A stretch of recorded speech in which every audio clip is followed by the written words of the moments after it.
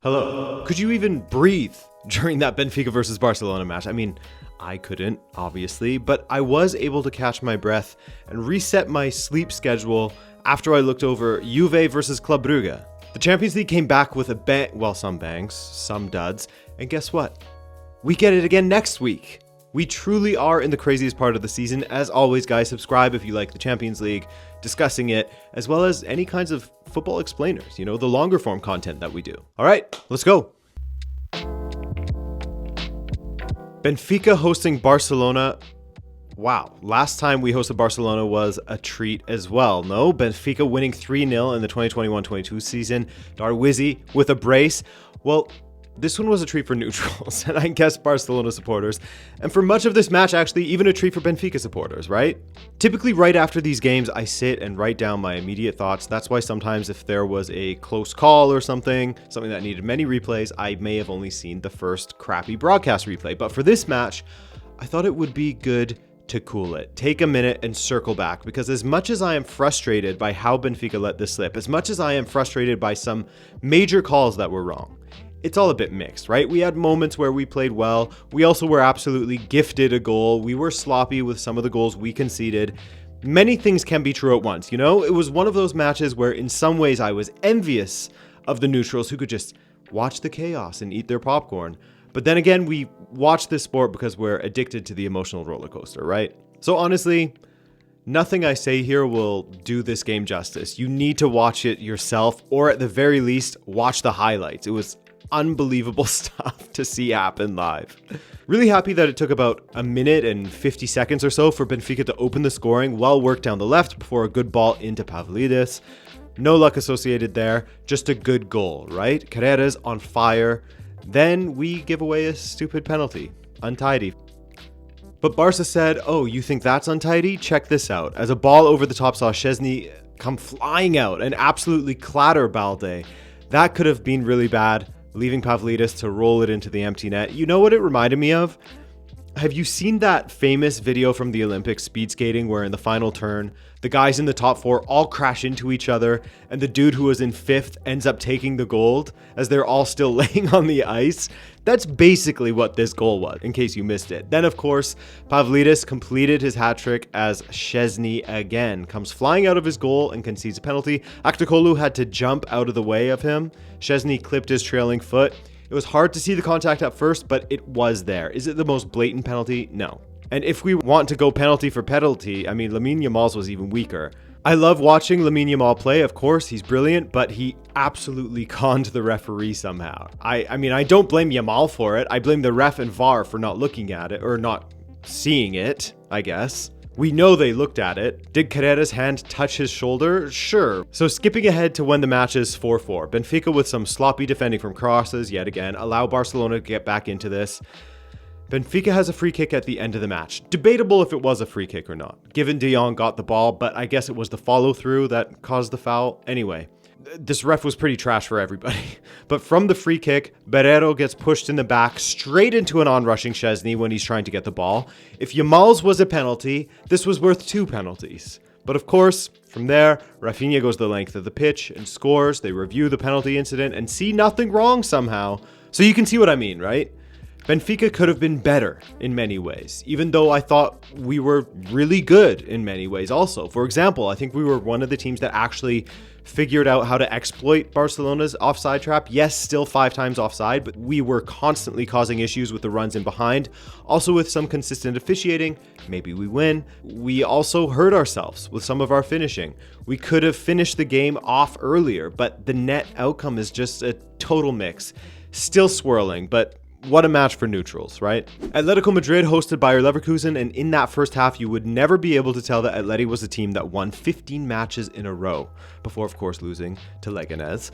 Leverkusen were all over Atletico Madrid in the first half, even before the red card to Barrios, which we'll get to in a moment. But you had the disallowed goal due to Grimaldo being offside, you had Florian Wirtz causing issues everywhere, also having a close call in the 20th minute where he forced a great save out of Oblak on the volley. And then you had Barrios getting sent off for a bad challenge. When your studs are showing like that and they come into contact with the leg of your opponent, no matter how softly, you're forcing a decision out of the referee. And it's a 50-50 at that point. So He opted to send him off, and you can't really argue against it. Anyway, Leverkusen went ahead in stoppage time. Lovely looping ball to the back post that Hincapié headed back across goal and tucked into the bottom corner. But the game really began in the second half as Atleti, who were down a man, got an equalizer again thanks to a stunning counterattack, countering Leverkusen's counter.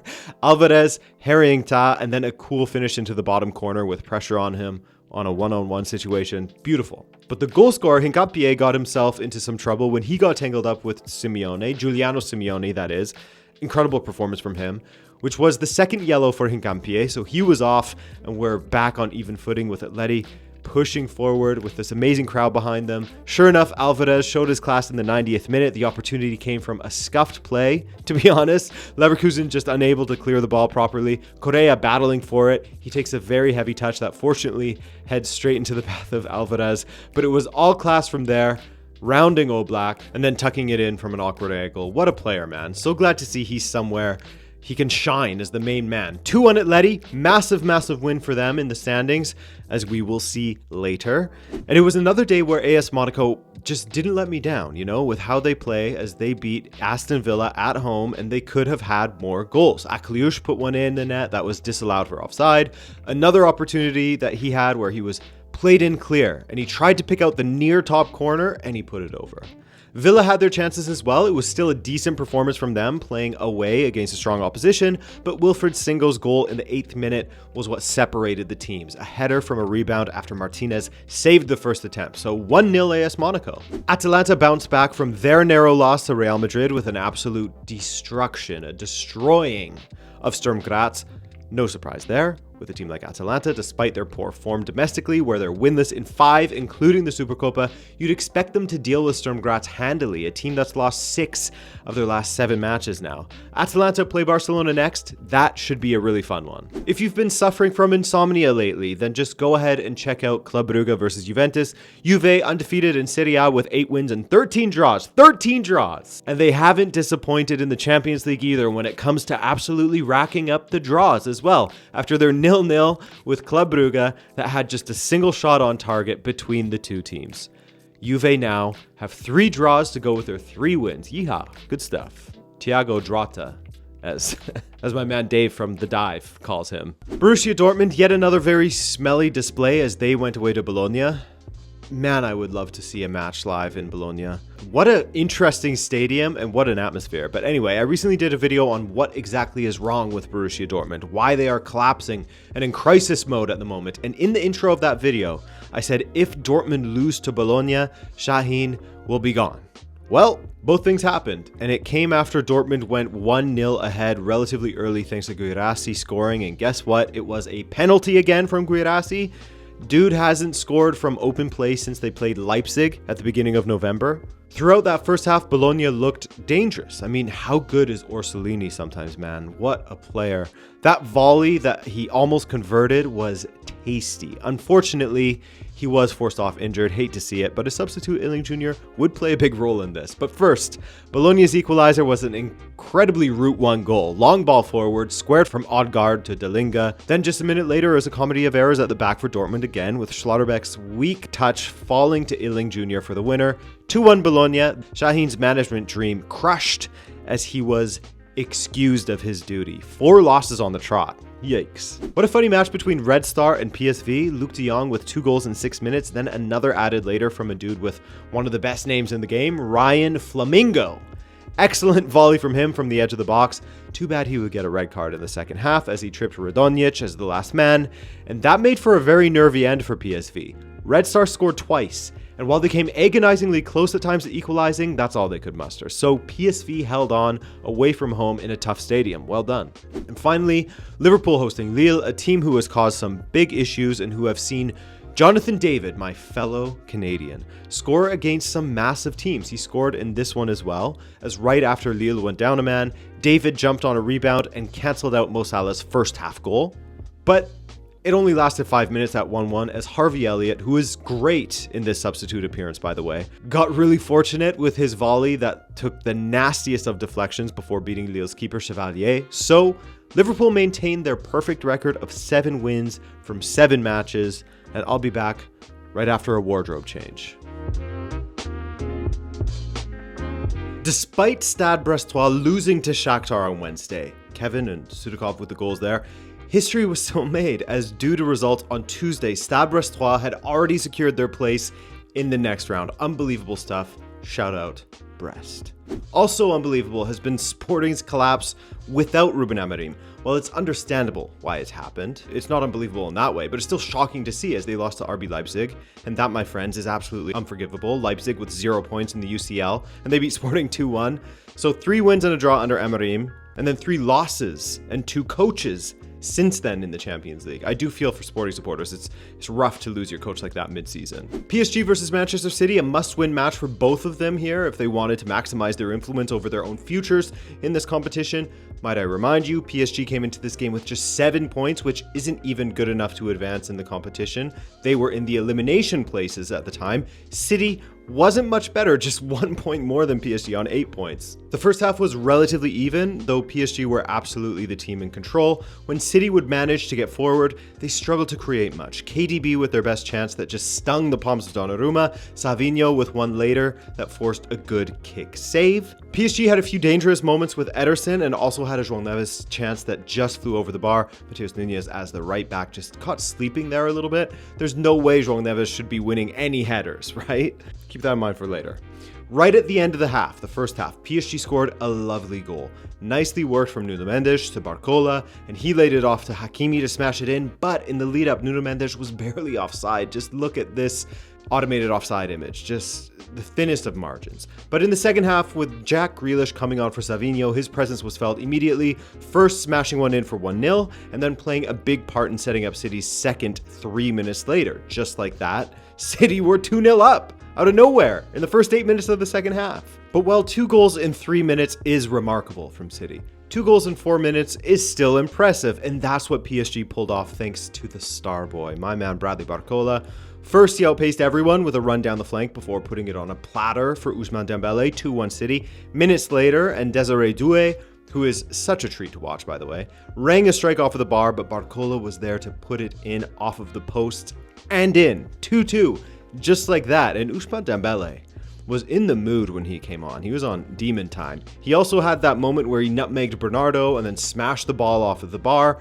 Would have been an absolute wonder goal if that had gone in, had me jumping out of my seat. But remember what I said about João Neves having no business winning headers in the air? I didn't say anything about diving headers, and look at just how poor this is from City. Look at how open he is. All it needed was a good delivery, and he got that. PSG complete the comeback, and they could have had even more goals. And they got one more goal at the death. Gonçalo Ramos with a nice finish. Initially called back for offside, but it absolutely came off of Gvardiol before getting to Ramos, so onside. 4-2 the final. What a comeback. What a match from PSG. You know, it's funny, it was always PSG that was crumbling in these crunch matches in the Champions League, and now Manchester City have the crumble gene. And where PSG was in the elimination places before this match, now Man City are there. Unbelievable stuff. City play Club Brugge at home. They are ahead of them in the table. PSG go away to Stuttgart, which is not easy, but can likely get through with just a draw. Bayern versus Feyenoord, another fantastic match, man, as Santi Jimenez was in great form for the hosts with a first half brace. One from the spot, but the opener was thanks to a ball down the heart of Bayern's defense.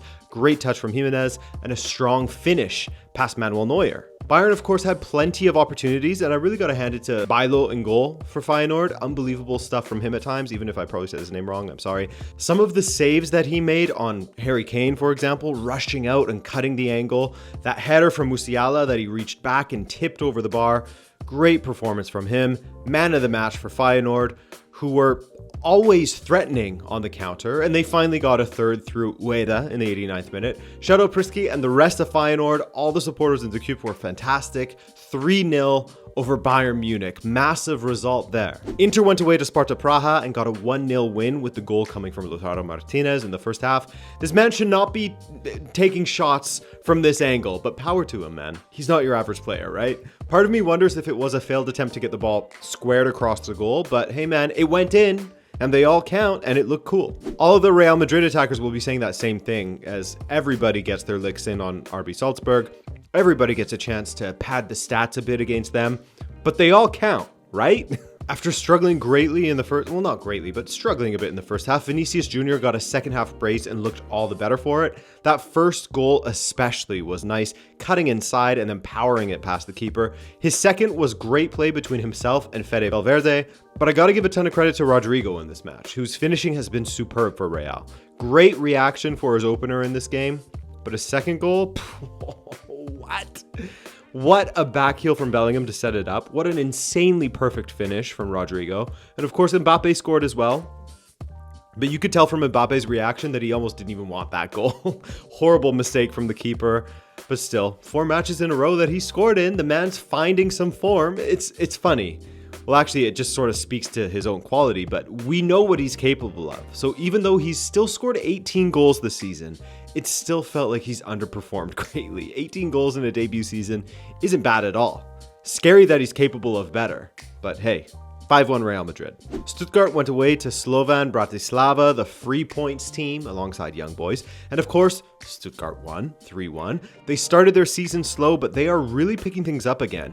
In their previous 10 matches, they've lost 1, drawn 1, and won the other 8. So fantastic stuff from Sebastian Hoeneß. Speaking of Young Boys, they went away to Celtic, and while the score would make you assume that it was a close match, Celtic should have had far more goals in this one. Still, it's not like Young Boys played in their own box the whole time. They did have some chances, but you don't make it to the very bottom of the table by being good finishers, right? 1-0 win for Celtic. Spoiler alert, they're through. Arsenal bookended their match against Dinamo Zagreb with goals from Declan Rice in the 2nd minute and Martin Odegaard in the 91st. Rice's goal came thanks to a brilliant layoff from Havertz. Great presence of mind to cushion that down into Rice's path as he was falling backwards. Havertz would get a goal himself, using his head to connect with the ball instead of his shoulder this time, which is far more effective. Glad he opted for that. Nice goal from him, and Odegaard need one in garbage time. 3-0. Easy as you'd expect for Arsenal against Dinamo. And finally, AC Milan labored a bit at home against Girona, who are definitely not pushovers, but Milan still aren't quite up and running under Conceição. Not fully just yet, but they'll get there. Anyway, Rafael Leão with the winner in this one after a great play from Benacer to win it back, beat a man, then play Leão through. I honestly thought that Leão messed it up by trying to beat everyone twice, but great goal in the end. The return of Benacer is massive for this side. He's such an important player. He's just never healthy, right? But hey, hopefully he can stick around now. 1-0 AC Milan. And so now the table really means something. Taking a look at the top, you have Liverpool and Barcelona leading the way, Inter and Arsenal not far off either, Atletico, Milan, etc. Shout out Milan, by the way, winning 5 matches in a row after they were looking dead in the water in this competition. Let's look at the mid-table here, which, as you can see, it's pretty insane. From 8th all the way to 24th. Teams are separated by just 3 points. Wild, eh? However, for those teams that are on 12 points, they are safely through to the next round no matter what happens. As even if the teams in the bottom places, which you will switch to now, you can see that there are no teams on 9 points. So teams on 12 points are safe. Now, the teams that are still able to get through, if all goes well for them on the final match day, are City, Dinamo, and Shakhtar. As you can guess, they'd need a lot of things to happen for them to advance in some cases, including each one playing must-win matches. So City plays Brugge at home at the Etihad, Dinamo hosts AC Milan, not easy, and Shakhtar goes away to Borussia Dortmund. Dortmund have a great home record in spite of everything going on this season, so that will be tough. They're playing for pride as well. Okay, top scorers, Lewandowski and Rafinha with Vinicius and Guirassy close behind. When it comes to assists, Charles de Catalara is the leader in that regard. And so there you have it, guys. Everything's set up for next week. I repeat, no 2-week break. All of the matches will be played on the exact same day next Wednesday. 18 matches at once, dude. Take your pick. Not sure what the recap of that will look like, but hey, I know that I appreciate you guys watching as always, and I will see you in another video soon. Take care.